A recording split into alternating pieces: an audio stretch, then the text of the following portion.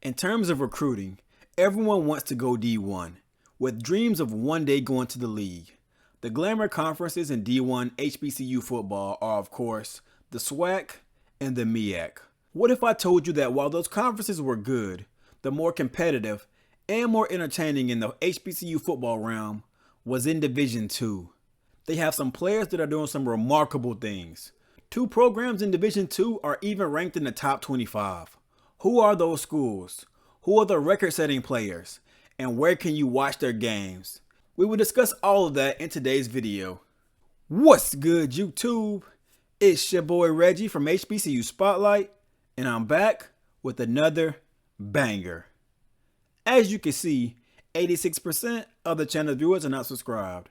So hit that subscribe button and notification bell so that you will be alerted anytime that I upload a video.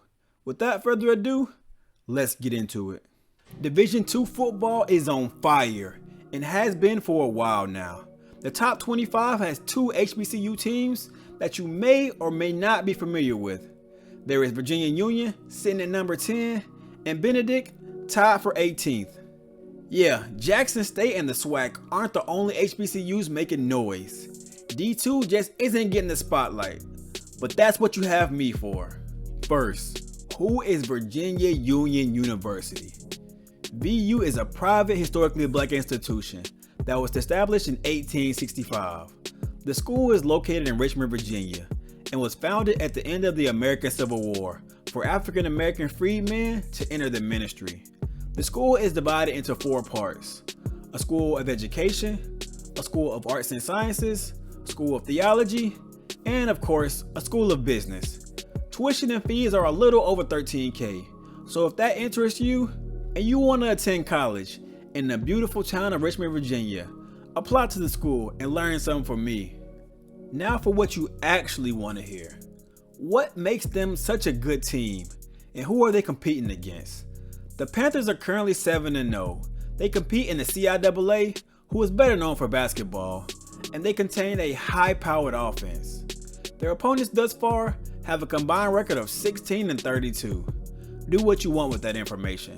The most impressive win on their schedule so far was a 31-28 win over a 5-2 Fayetteville State team. That is the same school that just had a DB get drafted in the latest draft. That DB was none other than Joshua Williams, who was drafted in the 4th round by the Kansas City Chiefs. So don't overlook the talent in this conference. Virginia Union has 4 players that I want to discuss. The first guy plays a position that isn't talked about often. He's a punter named Marvin Holmes. Holmes is a 6', 175-pound sophomore from Richmond, Virginia, where he attended Varina High School. He leads the conference in punting. He averages nearly 45 yards a punt and has a long of 73 yards. The ability to flip the field has paid dividends in the success of this team. The team doesn't often punt, but his average of 45 yards a punt would have him as the 3rd best punter in Division II as far as yards per punt are concerned. Now, normally I don't show punts unless there's a block or a big return. This is just a big punt because Marvin Holmes, dude, can straight out punt. He was in his end zone. That went 60 yards. That went to the Henrico 37-yard line. Colleges, get this guy. He's going to help your team. Meanwhile, sticking with special teams, we go to a kick return specialist, Mr. Larry Hackey. Hackey is a 5'9", 175-pound sophomore from Gaithersburg, Maryland, where he attended Quince Orchard High School. He is really him in terms of returning kicks. He averages 27.4 yards per return and has taken one back to the crib, or to the apartments as the kids say these days. The skill positions are cool and all, but we all know that the wins and losses are decided in the trenches. Armani Burden has helped decide a few of their wins.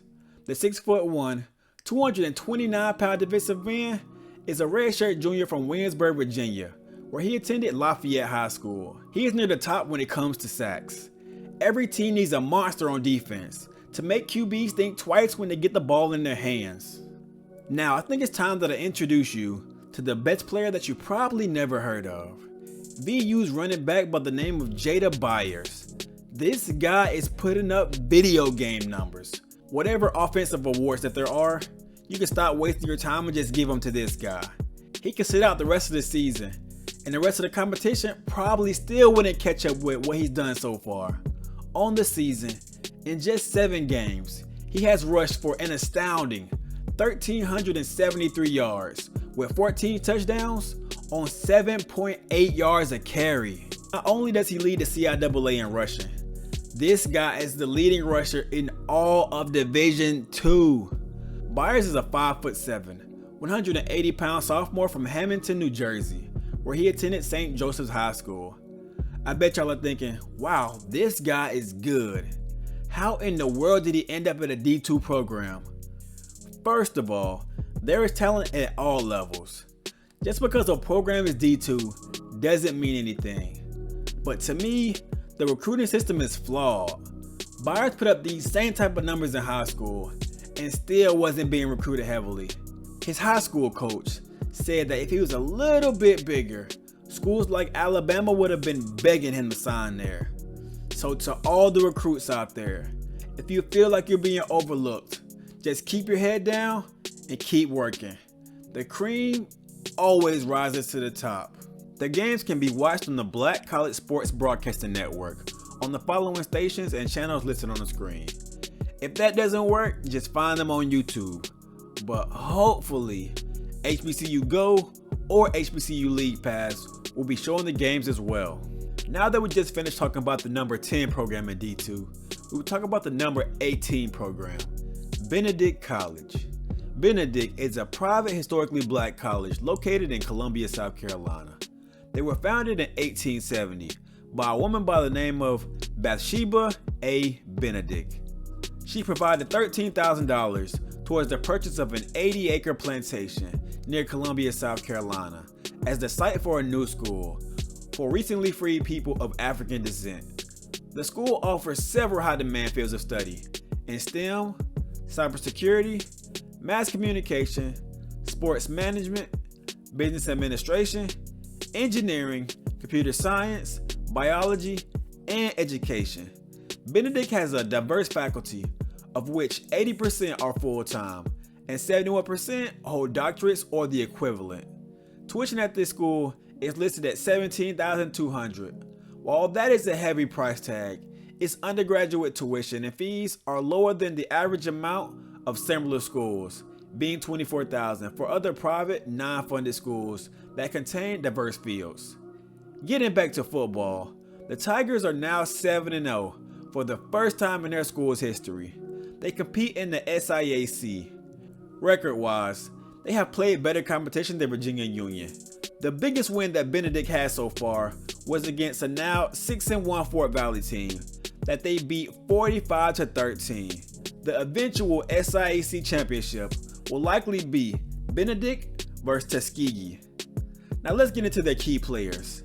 Before we even get into that, whoever is responsible for the SIAC stat page, can we please get with the times and update it? It was extremely difficult to maneuver and it's just not user friendly.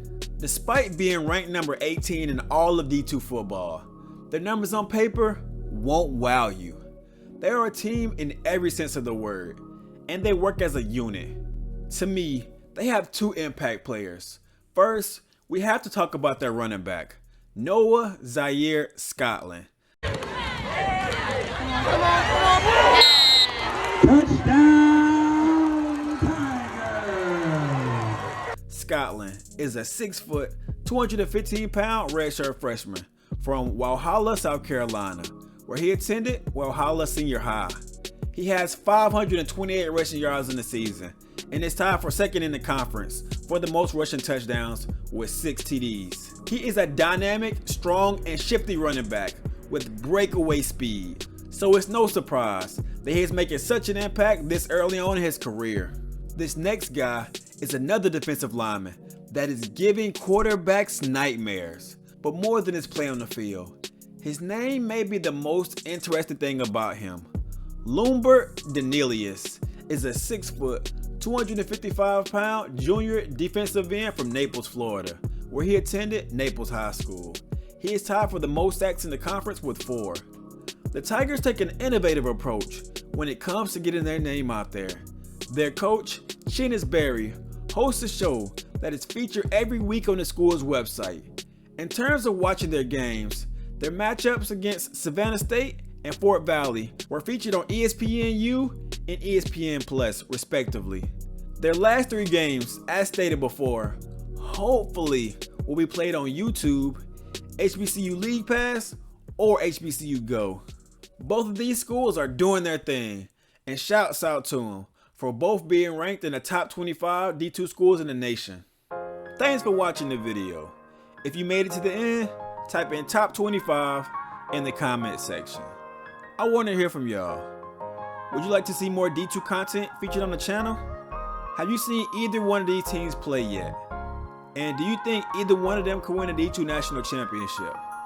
As always, if you enjoyed the video, please like, comment, and subscribe. From us, over here at HBCU Spotlight, we out of here. Peace.